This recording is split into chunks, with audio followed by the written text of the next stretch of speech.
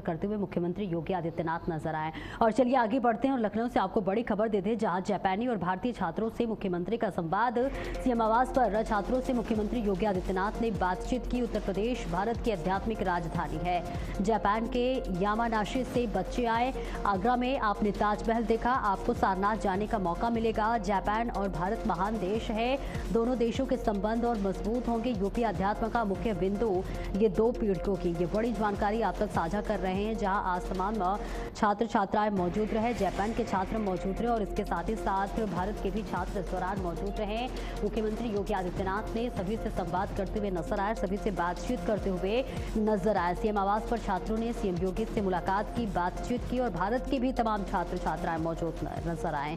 यहाँ पर बताते चले कि जापान के तमाम जो छात्र छात्राएं थे, उत्तर प्रदेश की शिक्षा प्रणाली को जाना, उत्तर प्रदेश की संस्कृति को जाना, समझा और मुख्यमंत्री योगी आदित्यनाथ से बातचीत करते हुए नजर आए। मुख्यमंत्री भी सभी की बातों को सुनते हुए नजर आए। उसके बाद इन सभी तमाम छात्र छात्राओं को गिफ्ट्स भी दिए गए, जहां मुख्यमंत्री योगी आदित्यनाथ ने तमाम बातों का जिक्र किया। उन्होंने बताया कि जापान और भारत महान देश हैं।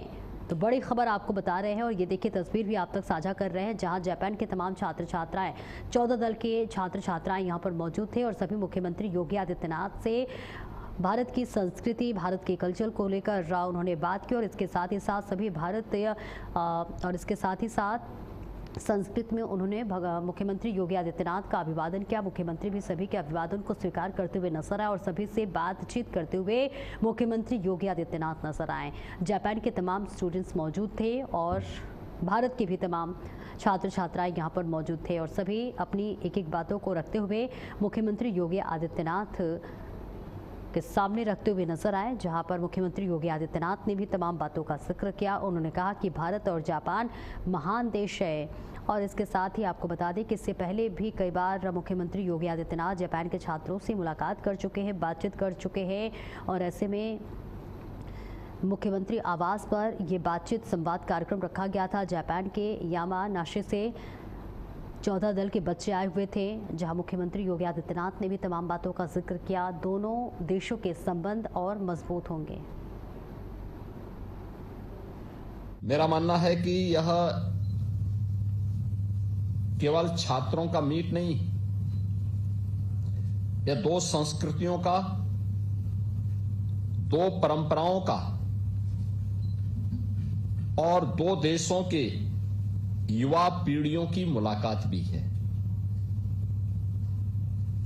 यहां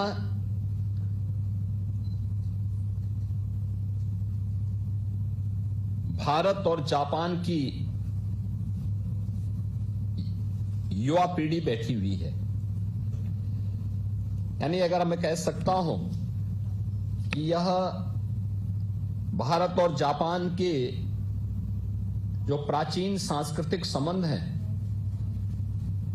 और जो अगले वर्ष भारत और जापान के राजनयिक संबंधों के 75 वर्ष पूरे होने वाले हैं, उन संबंधों को और मजबूती प्रदान करने के फ्यूचर एम्बेसडर के रूप में यहां पर वहां की युवा पीढ़ी बैठी हुई है।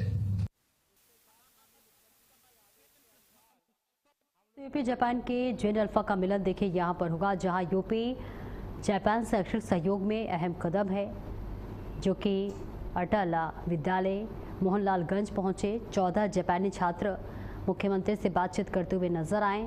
अटल विद्यालय के छात्रों के साथ जापानी छात्रों का ये संवाद कार्यक्रम रखा गया था,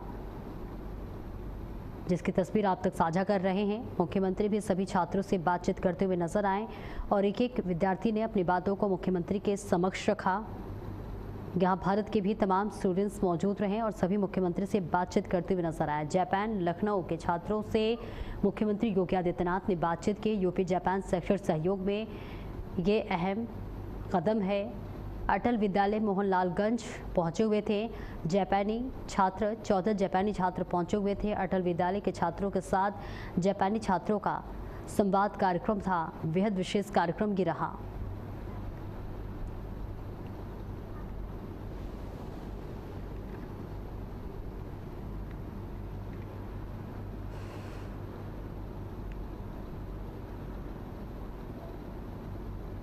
आज उत्तर प्रदेश जापान निवेश सम्मेलन जापानी डेलीगेशन से मिलेंगे मुख्यमंत्री योगी आदित्यनाथ। जहां उद्योग फ्रेंडली नीतियों पर होगी चर्चा, इंदिरा गांधी प्रतिष्ठान में कार्यक्रम होगा। ये बड़ी खबर आपको बता रहे हैं, जहां जापानी डेलीगेशन से मिलेंगे मुख्यमंत्री योगी आदित्यनाथ। उद्योग फ्रेंडली नीतियों पर बातचीत होगी, चर्चा होगी।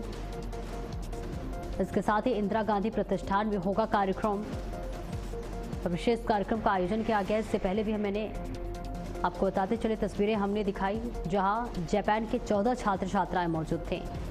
भारत के भी छात्र मौजूद थे, जिससे मुख्यमंत्री योगी आदित्यनाथ ने संवाद किया। उत्तर प्रदेश की शिक्षा व्यवस्था को जानने समझने की कोशिश करते हुए नजर आए थे तमाम छात्र छात्राएं जापान के। और देखिए, जापानी डेलीगेशन से मुख्यमंत्री योगी आदित्यनाथ मुलाकात करेंगे। उद्योग फ्रेंडली नीतियों पर चर्चा होगी, विचार विमर्श किया जाएगा और इंदिरा गांधी प्रतिष्ठान में इस कार्यक्रम का आयोजन किया जाएगा। तमाम छात्र छात्राओं की मौजूदगी रहने वाली है। और देखिए, ये तस्वीर आप तक साझा कर रहे हैं, जहां आज उत्तर प्रदेश जापान विदेश निवेशन की देखिए बात हो रही है। जापानी डेलीगेशन से मिलेंगे मुख्यमंत्री योगी आदित्यनाथ और बेहद भव्य तस्वीरें देखने को मिलेंगी।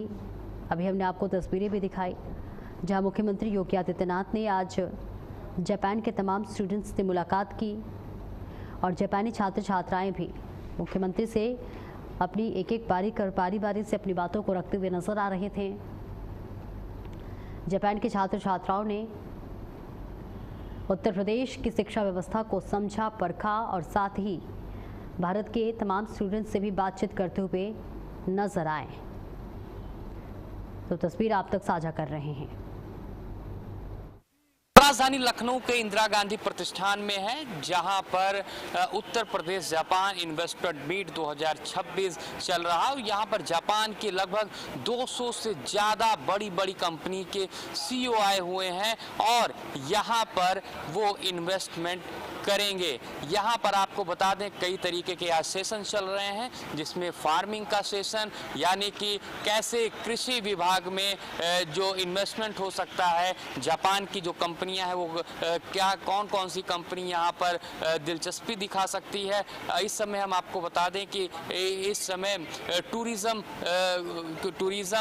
को लेकर बातचीत चल रही है और टूरिज्म मिनिस्टर जयवीर सिंह और जो टूरिज्म वाली कंपनियां हैं उनके साथ में आपस में संवाद चल रहा है। साथ में आपको बता दें, हेल्थ केयर के क्षेत्र में भी तमाम कंपनियां इंटरेस्ट ले रही हैं और या डिप्टी सीएम जो कि स्वास्थ्य मंत्री ब्रजेश पाठक, वो भी यहां पर पहुंचे और सबको अपना ऑफर प्रस्ताव बताया कि प्रपोजल दिया कि कैसे उत्तर प्रदेश उन लोगों को इन्वेस्टमेंट के लिए प्रेरित कर रहा है और कितना आसान यहाँ पे इन्वेस्ट रहेगा, कितना उनका फायदा होगा, कितना इजाफा होगा।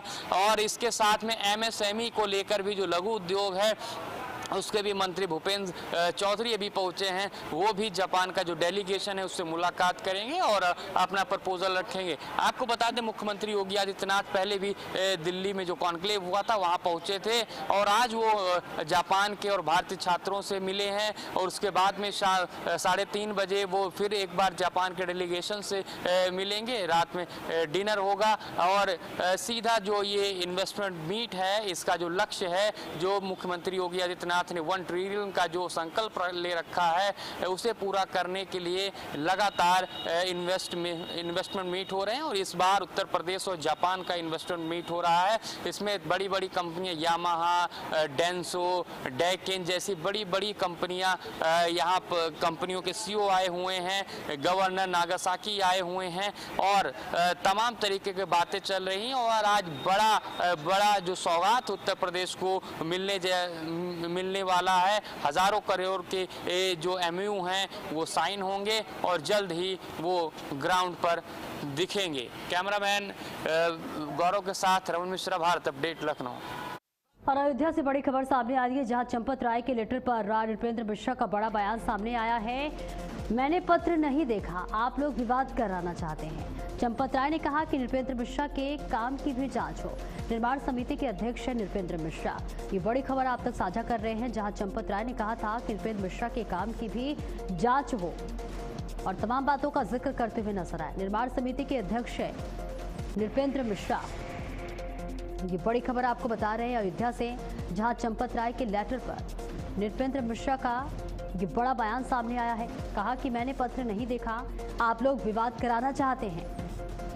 चंपत राय ने कहा था कि नृपेंद्र मिश्रा के काम की भी जांच हो। एक बड़ा आरोप चंपत राय का नृपेंद्र मिश्रा पर। निर्माण समिति के अध्यक्ष नृपेंद्र मिश्रा और चंपत राय ने कहा है कि हर चीज की जांच होनी चाहिए। चंपत राय के लेटर पर नृपेंद्र मिश्रा का ये बड़ा बयान, जहां मैंने पत्र नहीं देखा, आप लोग विवाद कराना चाहते हैं। और चंपत राय के लेटर पर नृपेंद्र मिश्रा का ये बड़ा बयान सामने आया है। नृपेंद्र मिश्रा ने तमाम बातों का जिक्र किया। आपके कई नामों का जिक्र किया जाता है, कैसे देखते हैं एज चेयरमैन? कौन सा पद? महासचिव चंपत राय का एक पत्र है, 9 पेज का लिखा है, जिसमें आप पर एलिगेशन भी लगा गया है कि आप मनचाही कंपनियों को शामिल किए हैं, मनचाहे लोगों की नियुक्ति किए हैं, तो सारा ठिकाना आप पर बोल रहे हैं, ऐसा कुछ? मैंने ऐसा कोई पत्र देखा नहीं है, और जब तक मैं पत्र को देखूं नहीं तब तक मैं केवल यह आपको जवाब दूंगा कि ये आप लोगों की मनगढ़ंत गाथा होगी। शायद इस प्रकार का कोई पत्र और कोई इस प्रकार की आलोचना 9 पन्ने का भी होगा, उसमें उन्होंने इस प्रकार की कोई आलोचना नहीं की होगी। और ये केवल आप लोग जो हैं वो मनगढ़ंत चाहते हैं कि हर जगह पे आप विवाद पैदा करना चाहते हैं। आप विवाद करने के लिए इस प्रकार का मेरे सामने प्रस्तुत। और गाजियाबाद में चेन स्नैचिंग का लाइव वीडियो सामने आया है। डीसी राजनगर कलेक्ट्रेट के पास सुबह के वक्त एक बदमाश ने वृद्ध महिला को निशाना बनाया और पीछे से आकर चेन झपटकर फरार हो गया। पूरी वारदात सीसीटीवी कैमरे में कैद हो गई। हैरानी की बात यह है कि घटना कमिश्नर ऑफिस, डीएम ऑफिस और कोर्ट के बेहद पास हुई। ऐसे में सुरक्षा व्यवस्था पर भी बड़े सवाल यहाँ उठते हुए नजर आ रहे हैं। मामला कविनगर थाना क्षेत्र का है, जिसकी तस्वीर आपके टीवी स्क्रीन पर साझा कर रहे हैं। चेन स्नैचिंग का ये लाइव वीडियो सामने आया है, जहां वृद्ध महिला से चेन झपटकर बदमाश फरार होता हुआ नजर आ रहा है। कलेक्ट्रेट के पास वारदात से सुरक्षा पर इस वक्त जरूर सवाल उठते हुए नजर आ रहे हैं। जहां देखिए दिन दहाड़े किस तरह से चेन स्नैचिंग का मामला सामने आया है। लाइव वीडियो सामने आई है, जिस पर देख सकते हैं कि अब ये पूरा मामला कविनगर थाना क्षेत्र का बताया जा रहा है। कमिश्नर ऑफिस, डीएम ऑफिस और कोर्ट के बेहद पास ही घटना को अंजाम दिया गया, जिसके बाद सुरक्षा व्यवस्था पर कई बड़े सवाल उठते हुए नजर आ रहे हैं। तो देखिए सीसीटीवी कैमरे में ये पूरी स्नैचिंग की वारदात कैद हो गई है, जिसका वीडियो इस वक्त सामने आया है। तो गाजियाबाद में चेन स्नैचिंग का ये लाइव वीडियो सामने आया है। आरडीसी राजनगर कलेक्ट्रेट के पास सुबह के वक्त एक बदमाश ने वृद्ध महिला को निशाना बनाया और पीछे से आकर चैन झपटकर फरार हो गया। पूरी वारदात सीसीटीवी कैमरे में कैद हो गई। और हैरानी की बात यह है कि घटना कमिश्नर ऑफिस, डीएम ऑफिस और कोर्ट के बेहद पास हुई, और ऐसे में सुरक्षा व्यवस्था पर कई बड़े सवाल उठते हुए नजर आ रहे हैं। ये पूरा मामला कविनगर थाना क्षेत्र का बताया जा रहा है, जहां दिन दहाड़े एक महिला के स्नैचिंग की घटना सामने आई है। और जितेंद्र भाटी ज्यादा जानकारी के साथ जुड़ रहे हैं। जितेंद्र, देखिए सुबह सुबह दिन दहाड़े ये पूरा मामला सामने आया है, क्या कुछ अपडेट है? क्या आरोपी को गिरफ्तार कर लिया गया है?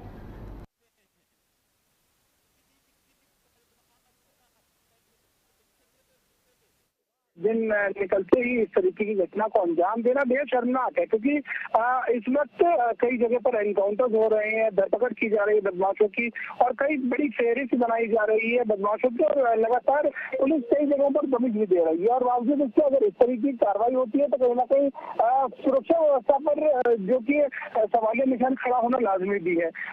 वृद्ध महिला अपने घर से निकली थी, टहल रही थी, और उस वक्त एक शख्स आता है, मुंह पर उसने कुछ कपड़ा बांधा हुआ है, महिला के पीछे चलता है और जब से उनकी चेन तोड़कर मौके से फरार हो जाता है। ये तो हालात तब के हैं जबकि ये पौष इलाका है, कुछ चंद कदम की दूरी पर कमिश्नर ऑफिस है और डीएम कार्यालय है, और तमाम जो उच्च अधिकारी रहते हैं उनके आवास भी हैं। अब ऐसे में यहाँ पर बड़ा सवाल ये उठता है कि आखिर इस चेन झपटमार को पुलिस कब तक गिरफ्तार कर सलाखों के पीछे भेजती है।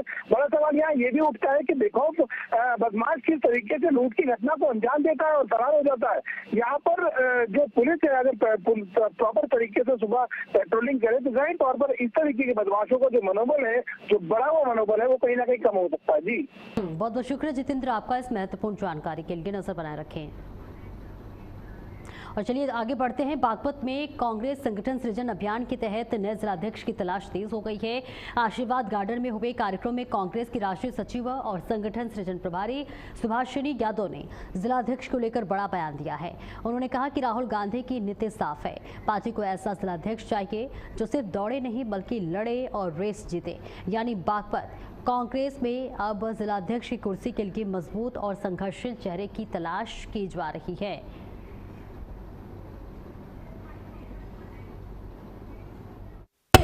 ये बिल्कुल सही बात है।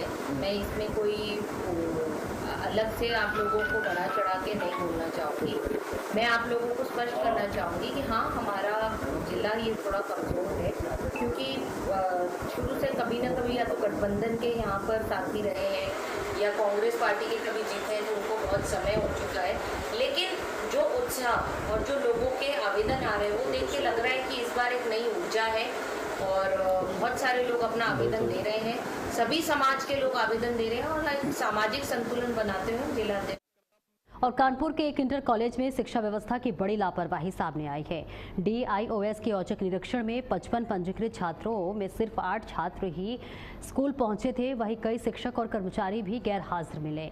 यहां तक कि प्रधानाचार्य भी स्कूल में मौजूद नहीं थे और उनके कार्यालय पर मामला जो है ताला लगा था। मामले की गंभीरता से लेते हुए DIOS ने कार्रवाई के आदेश दिए हैं और अनुपस्थित कर्मचारियों का वेतन भी रोक दिया है।